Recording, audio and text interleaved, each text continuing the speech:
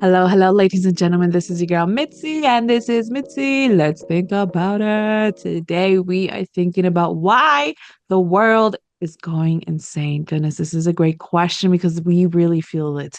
We all feel it. And thankfully, I have my special guest here, Howard, who's going to help us really think about this in another way to really shine some light because we all are really going through it together. So, Howard, when you hear the words, why the world is going insane, what does that really make you think about? Well, I have a number of different, background qualifications and experiences, beneath those. One of them is as a doctor, a medical doctor, and in psychotherapy, specifically in the Okay. field of psychiatry. So, on one level, when I see mass irrational behavior from my psychiatric training, Uh-huh. that's crazy. Um, Yeah. the issue, though, is why are we experiencing so much more of it now and at an accelerating rate? And I think fundamentally, we've become overly distracted by the outside world in various ways. And Hmm. we're not as connected to our intuition, to our heart, nor do we connect to other people the way we once did, heart to heart, That so to speak. And is a valid the point. accelerator that is making us even more distracted and more divisive in that distraction is the IT technology. And particularly now with AI so rapidly integrating and upgrading everything. So it becomes almost essential, even if you don't personally, for example, value or believe it, to keep up with other people. You sort of have to still sort of do it. Mm-hmm. We know that even just a smartphone use is addictive. And I mean that psychologically and physiologically, the so-called dopamine hits. It's Yeah. not theory. And by the way, it's not an accident. It's not a side effect. It was designed that way. Mm. Because the more time we spend on those devices, the more, again, we're monetizing the people who rake it in, literally. True. That's very true. That's a very valid point because people don't realize that how distraction can really cause us to refocus our perspective. And that's one thing it's funny that you say technology because that's one thing that I'm trying to wean myself off with is It's about technology balance. more. I Yeah, don't to think it's get like that bad in balance. itself, balance. No, Yeah. no, because there's always goodness.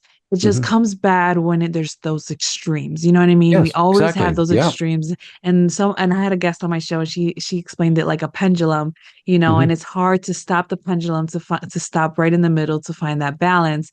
And I Hmm. that sticks with me for Yes. everything in life. It's Literally, all like about that's balance. Yes. Right. it's like engraved in my mind after I had that conversation with her. Yeah. So now it's like every time I have an emotion, I'm always asking myself, is it extreme? And what side of the extremity is it at? Because sometimes we go through those, and especially adults. And I love the fact that you have this psychiatry background. So you know the difference between someone just acting out of character Hmm. for the moment versus somebody acting out of character for who they are as an individual and a human being. Exactly. And in this world, people don't know how to identify the difference. And they confuse the two, I noticed. Have you noticed that as well? Yes, and particularly it is, of concern with what you're facing in your country right now in the United States in just the next few months. There's extreme divisiveness, but it's not just divisiveness of disagreement on policies, for example. It's visceral. It's like hatred and almost a Yeah. desire to take out, to eliminate some of the Yeah. opposition who are seen as, the bad guys. And each side thinks the other is the bad guys. This was a united country. This was a beacon for the whole world about democracy, about the possibility of peoples from totally different backgrounds to come together and forge something greater and beautiful. And Mm. so quickly that is being lost. And many people, I don't think, are aware of the degree of the risk. It's not just about an upcoming election. But I don't also want to just, put it in the political realm. Back to again my background in psychiatry. I'm concerned for the world right now. Yeah. For example, another example of divisiveness, the UK broke out of the European Union, in their sense of divisiveness. Um, in my book that I wrote recently, the one Dreamer to Do It, this one here, Yeah. I see it in um, the back corner, I angled.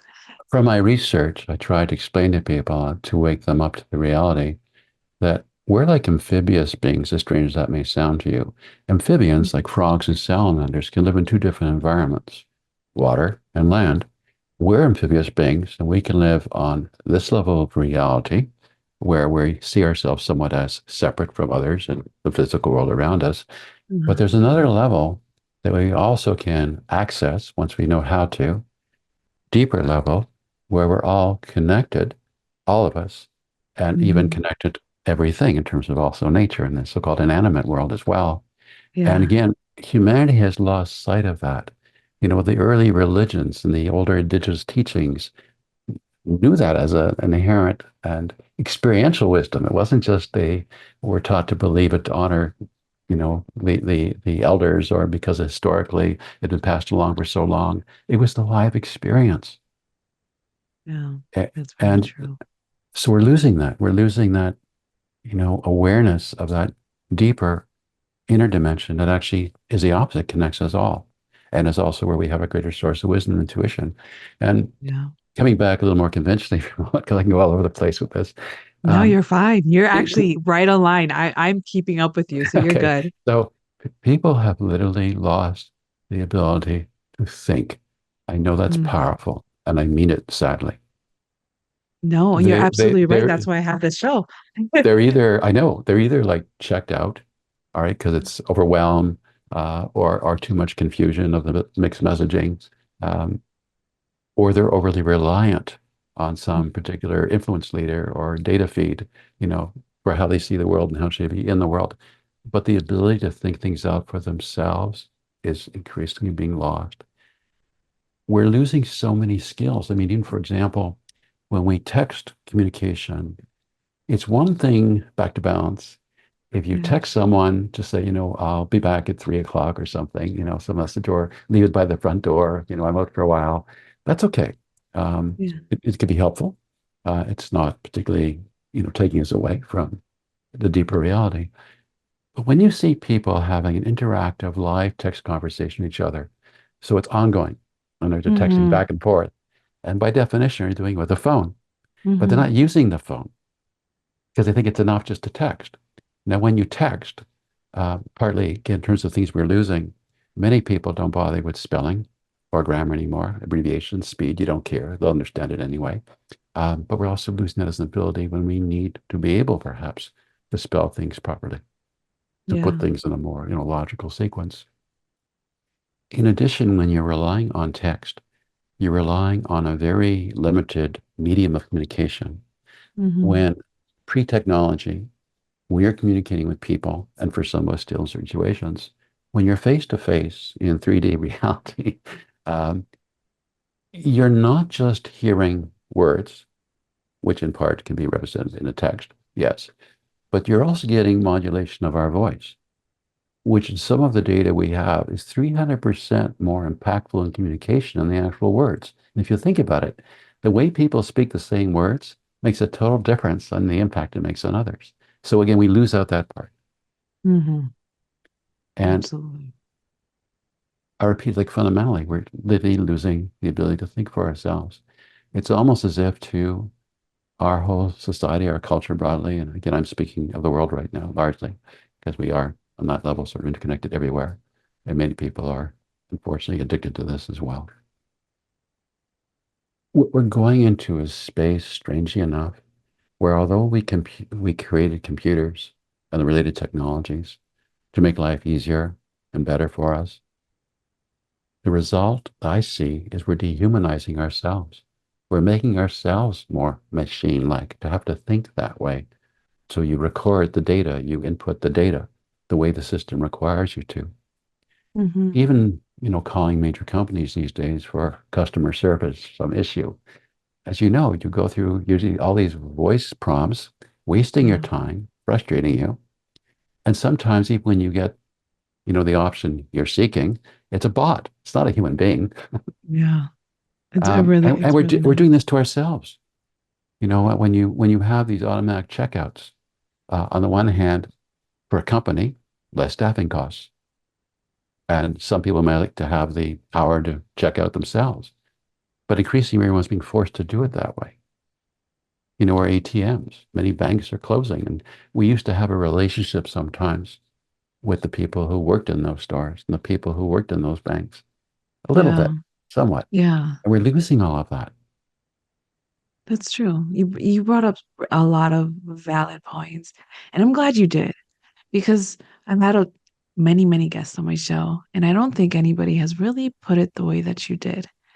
And I am so glad that you did because you Mm. truly do put it in a perspective where we have really lost the way that our thought processes have been. It's no longer evolving in the direction that we thought that we would evolve No. as humans in this day and age. We thought we would be more far along, but we have been so dependent and reliant, like you said, and has become so addictive. And it's just crazy to think that a lot of the suffering that we are creating and a lot of the problems that we have is because of our own actions in relying on certain things or that on technology to do for us what we could already do for ourselves and what we can already acknowledge for ourselves, but because we, like you said, we're turning into these robots. Like we're supposed to act a certain way, Yeah. perform a certain way, be a certain way, do certain things, and it's like, no, we're humans. Yeah. We are different. That's the beauty thing about being humans, is that we are different. I also want to touch back because I don't want to lose this thought, is when you said that the US is supposed to be representing unity. Oh my goodness. You are absolutely right. And we are not right now. We are not united. We are literally tearing each other apart. And it's so crazy because everybody outside of the US is seeing this That's and right. they're like, if this I'm up here in happens to Canada, this and time, yes. Yeah. it like, and it's like, if this happens to the United States, that's supposed to resemble un, united, literally in the name, and they can't even actually unite together for something so common as a presidency, then where is this country going to go? And what does that mean for the rest of the world? So I love how it also, you say, it affects the whole world because you can see the Black Lives Movement, you can see the LGBTQ community movement going across the world in Yeah. ways that you would never expect where they would be. I watch news and I'm like, this is happening over there. This is affecting. I speak with people from all over the world, and I'm like, you acknowledge this. You understand this level of perception that people act like they are blinded from this. So I guess it leads to my question: why do people choose to be blind, and why do people choose to or not or care too much? Like, I mean, in your perspective as your psychiatry background, where Well, would that fall for you? partly come back to you saying, like, choosing to be blind. I do think there are people who choose to be in denial. It's just too much. For Yeah, example, that's a good many, point. many, many people these days intentionally are not listening to the news anymore. They may get social media feeds, which is Yeah, unfortunately biased, but they don't listen to the news yeah. anymore, and they don't read newspapers anymore. So that's like a Mm, personal thing that they're doing. And of course, as less people read newspapers, there's less ability of newspapers to exist, or to hire good yeah, staff and write, really good, challenging, provocative articles. So that's one part of it. Again, the defense mechanism in the sense psychiatrically is just too much, being in denial. But the other aspect of me, back to what I said earlier, is the technology was designed to be addictive.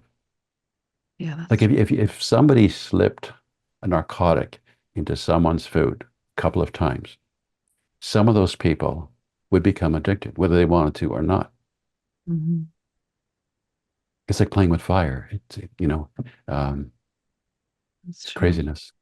It To, is, to it come is. back to some, things that maybe help to guide others that I've discovered too, which I describe in my book. This is one tool that I teach my psychiatric patients to deal with life these days. I call it the inner GPS. And I explain to them like a GPS in a car, which helps you find the best route. And sometimes it live traffic updates, so you know exactly which is the better route, which is the clearer Yeah, route to proceed in. I tell them, fortunately, we're all born with a factory installed inner GPS. However, it's installed, it's not activated. To activate it, you have to choose to think through your choices and to act or not act in such a way that you be proud of yourself, irrespective of other people's encouragement or discouragement. But primarily, you're thinking it through for yourself and always. And there always are choices. We don't always realize there are choices. I love the quotation from Viktor Frankl when he was in a concentration camp. He had this. awareness that the only thing that the brutal prison guards could control was his imagination. And he imagined a future somehow where he'd be free, where he not only would be free, he would be honored around the world for what he had discovered, which he wrote up in his book, Man's Search for Meaning. But there's one quotation in that book which is powerful, which I wanted to, share with you and your audience, and that is between stimulus and response, between what happens and our reaction, there is a space. And in that space is our freedom to choose. And I repeat, there are always choices if you choose to be aware and honor them by thinking them through and choosing at the time what you think is the best choice that you would not regret subsequently, given the information and everything you know at that point in the situation broadly. So that's one tool I would strongly, recommend people to work with. The inner GPS. Mm, Think things through whenever there's a potential important decision, and there's always choices in them. Not always that's so true. visible, not always easy, but there's still choices. That's a valid point because it goes back to earlier when you were describing your book and how you were stating how, yes, there's a surface level of living, but then once you go deeper and you go inside and you really are in tune with what's going on inside you, it really is become it really does become a GPS. Like I've gotten in tune with my own, and man, the times that it has guided me and protected me and held me through life makes me realize doubt comes in only to keep you away from listening. So when doubt comes, that just proves you need to step on courage, step on that confidence and just go forward because just having that doubt, that's still a choice, like you said, because you have that moment to choose. We all have that moment to choose. Even if you think you don't have that choice, you still make a choice either way. That's the reason why people are so how you say gun-ho or about power and taking somebody away. It's making them feel like they don't have power. What is your opinions on that? Because that is a real big thing. Well, I mean, broadly, I think sadly we're living in a time of great exploitation on all levels right now in so many That different is the parts of the truth. world. But to Yeah, come back to some of the science that I share in my book, which may be helpful for others to know at this point, and the issue again that people have forgotten how to think. We believe, most of us, and Western medical science seems to also encourage us to believe such, that our mind, our consciousness is produced by the physical brain in our head. And I go into this very deeply in my book. And this may sound, extremely hard to believe, but it's very well documented and no one disagrees with it. There's absolutely no proof that the physical brain in our head causes consciousness. None, zero. All we have are correlations. Something happens to the brain, we may have a different experience and we can't move our body the same way. But similarly, if you had a radio and you have, let's say, a young child and pour some fluid over the radio, it won't work perhaps at all or as well. It doesn't mean the signal's gone.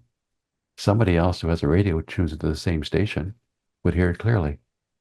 So we that's think our brain is almost more like a receiver, a selective receiver. But more importantly, as we dive even deeper, the belief that many people have that the head brain are produced, the conscious and the mind, and that it's the brain, even that's wrong physically. Humans, as we now know, have at least three physical brains, all of us. So there's the head brain in our skull, there's the heart brain, and there's what we call the microbiome, which is the bacteria in our intestines. And strangely enough, those trillions of bacteria have more DNA genetically than we do in our human body. Those bacteria are able to secrete neurohormones that directly affect brain function. For example, popular medication for many people these days in psychiatry for anxiety and depression are variations of what are called SSRIs, selective okay. uh, reuptake inhibitors. So we're like start with Prozac. There's so many different ones right now, and they work with serotonin levels supposedly in the brain, but 90% of serotonin is produced in the bacteria in our gut. So you just very bad science. But let me come back to the heart. This is the important part now, I think, in our limited time. The heart is a brain. The heart has neurons. It has brain cells. The heart has its own memory system. The heart has more nerves going up to control the brain function in the head than the head brain can control the heart. There is evidence too to suggest the heart is a portal to the other realm. And it's a portal, if you like, for intuitive knowledge. And when we sense people, have a warm-hearted manner, there's a different vibe. We know that with our current technology, and I imagine with later technology, we could even go do this more so, but right now, we can measure an electromagnetic field around the human body from the heart, at least 6 feet out. So it means when you're getting together with people, you literally feel their vibes, good or bad. And again, you can't get this on technology the same way. So it's really important to be guided more by your heart. And related to that, the notion of the golden rule, the opposite of the divisiveness and hostilities we have right now. Treat others as you would want them to treat you. And the importance of love. Love connects us, whether we're in the electromagnetic field or not. It connects us. Hate divides us. Yeah. Hate and anger. And I would also, encourage people to realize when you hear people speaking, advocating politically or otherwise for some major change or for people to follow them, if they're mostly speaking out of anger and hatred, that's not spiritual. It's Yeah. not true. It's not for No. you, not for you, the people. It's for them at your expense. You want people who communicate from love, whose value is based on love. Love is connection. Even in the Bible, it says God is love. Yeah. I really like that. I'm so glad I had this conversation with you, Howard, because man, that makes so much sense that you talked about how the heart is like brain. And despite what people wanna imagine it not that, oh, it's just a heart, it just beats blood and it has to do more than that. Yeah. That's the reason why people can die from sorrow. Not because of the Yes. brain, but because of our heart brain. Yes. That makes so much That's right. sense. Because my grandmother, she died because her son died. And she was so heartbroken that she Heartbroken. couldn't live Yeah. without it. And there's so many people that can relate. You see it in animals Yeah. It's a real when medical they're thing. Yes. exactly like you can, if you really think about it and take a second to think about it, you can relate scenarios to add it up to make it sense. And that's the reason why I think AI has such a problem connecting or be having that humanistic actual level is because they are not thinking from the heart. They're thinking just from the mind and they think the mind is just logical and just intellectual. But like the heart has so much. And when you were talking about how you could feel vibes 6 feet away. I mean, that's the reason why when I walk into a room, you can feel the difference when it happens, or you can feel the vibe according to certain Yeah. people. And people don't realize where this is coming from, and they think science is not a part of it, or they don't, or they think it's just spiritual, and they don't realize that everything is kind of intertangled together. There's really no separation. There's only separation when people want to have that separation, and they can't comprehend in their mind that this is all entangled. You know what I mean? We're truly all entangled. And oh my And, goodness, and, that's and coming back to, I hope, practical applications of this teaching of these wisdoms, which I just discuss, I think, more scientifically in my book, obviously. We know that when people are feeling stressed, and many of us are these days, and this is counterintuitive in some ways, one major way of reducing our personal stress is to become more aware and more considerate of the needs of others. We call that altruism. The founder of the whole concept of stress physiologically in medicine was Hans Selye. And near the end of his life, after all of his experiments, he wrote a number of books as well. He said one of the very best, if not the best way for us humans to reduce our stress was to become more altruistic. He called it the altruistic ego. Now, again, it seems counterintuitive a bit because, like, if you're overwhelmed, how's it going to help you to now take on the issues of someone else? Howard, yeah, I can explain it scientifically. When you switch your focus from your pain, your suffering, the unfairness that you're victimized by, and you focus on something you still could be aware of if you look out, beyond yourself, and someone else in need that you really could help despite what you're dealing with, yeah, it diverts blood flow literally from the amygdala, which is the stress part of our brain, to the upper prefrontal cortex of our brain, which is our thinking brain. So first of all, it changes our state. It's less emotional for us subjectively in terms of our discomfort, and we're thinking more clearly. And when we help someone else, sometimes, of course, that's reciprocated, which is another level of benefit. But coming back to the medical physiology here, we know that when people are like that, when you do something more altruistic, help someone else, your stress hormones, your adrenaline, your cortisol goes down. Oh, So it's not just saying, heed the wisdom of the golden rule because it's an ancient, biblical book and it's all over the world. How can you dispute it? We can say it in terms of science as well now. yeah. That's the beauty of it. That is a beauty of people who say that they only rely on science and like, okay, well, you want science, here's your science. Now go ahead and do it now. Are you gonna do it? Really? You know what I mean? That's the choice. It comes back to the choice. You have the power of choice to choose to think differently, choose to act Mm. differently, choose to be more intentional with your actions and your way of living. You know what I mean? And I think that's one thing that I hope that people can really get out of this conversation is to really shift it so that they can really start thinking about their actions, their well-being, their frame of mind and how they see the world. And just ask that simple question like, how am I really seeing the world? And how is it really affecting me the way that I see the world? People don't take those little moments to just have that reflection. No. But if anybody wants to know more about Howard, I do have his photo on my website with access to his website so you can get more of this information in you and you have access to his books and so many great things to think about on his website. I'm telling you, if you're already here thinking, continue on thinking with Howard because he won't let you down. So, just really start wrapping up the show. What could be some lasting words of wisdom that we can live off with? I mean, let's be honest, you already gave us so many great points and tips. This whole entire conversation is going to keep me thinking the rest of the day. But what can be some lasting words? 2 words: think and connect. Mm, think and connect. Yes, that connection part. Oh, you're absolutely right. Can't forget to think. And then you got to connect. There you go, ladies and gentlemen. With that being said, always, always, always keep thinking, y'all. Bye.